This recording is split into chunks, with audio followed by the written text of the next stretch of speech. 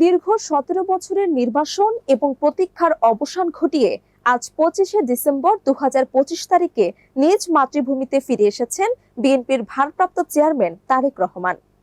বিকেল ৫টা ৪ মিনিটে যখন তার বিমান ঢাকার রানওয়ে স্পর্শ করে তখন তৈরি হয় এক আবেগঘন পরিবেশ।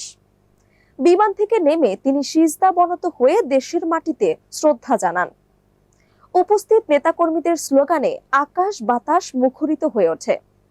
এটি কেবল একজন নেতার ফেরা নয়, বরং হাজার হাজার কর্মীর দীর্ঘ সংগ্রামের প্রাপ্তি।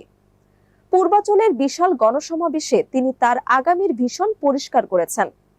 তিনি বলেন, আমরা এমন একটি বাংলাদেশ গড়তে চাই যেখানে মানুষের ভোটের অধিকার হবে সর্বোচ্চ অধিকার।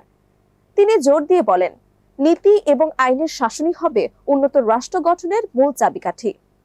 কোনো বিশেষ সুবিধা নয়, বরং মেধা এবং যোগ্যতার মূল্যায়ন হবে নতুন বাংলাদেশে।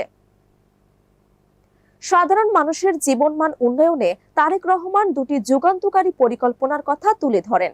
তিনি প্রতিশ্রুতি দিয়েছেন যে সুবিধার বঞ্চিত প্রতিটি পরিবারের জন্য ফ্যামিলি কার্ড এবং কৃষকদের জন্য ফার্মার কার্ড চালু করা হবে, যাতে রাষ্ট্র সরাসরি জনগণের পাশে দাঁড়াতে পারে।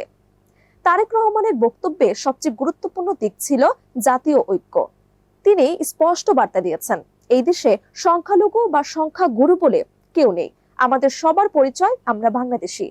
তিনি দল এবং মতের ঊর্ধ্বে উঠে সবাইকে নিয়ে একটি ঐক্যবদ্ধ এবং সাম্প্রদায়িক সম্প্রীতির দেশ করার ডাক দিয়েছেন। সমাবেশ শেষ করে তার প্রথম গন্তব্য ছিল এভারকেয়ার হাসপাতাল। প্রায় 18 বছর পর গুরুতর অসুস্থ মা দেশনেত্রী বেগম খালেদা জিয়ার সাথে তার এই সাক্ষাৎ কেবল ব্যক্তিগত নয়, বরং রাজনৈতিকভাবে একটি গভীর তাৎপর্য বহন করে। তারেক রহমানের এই প্রত্যাবর্তন বাংলাদেশের আসন্ন 12ই ফেব্রুয়ারির জাতীয় নির্বাচনে একটি নতুন মাত্রা যোগ করল। তবে এখন দেখার বিষয়, তার দেয়া নতুন বাংলাদেশের এই প্রতিশ্রুতি কতটা কার্যকর করতে পারে।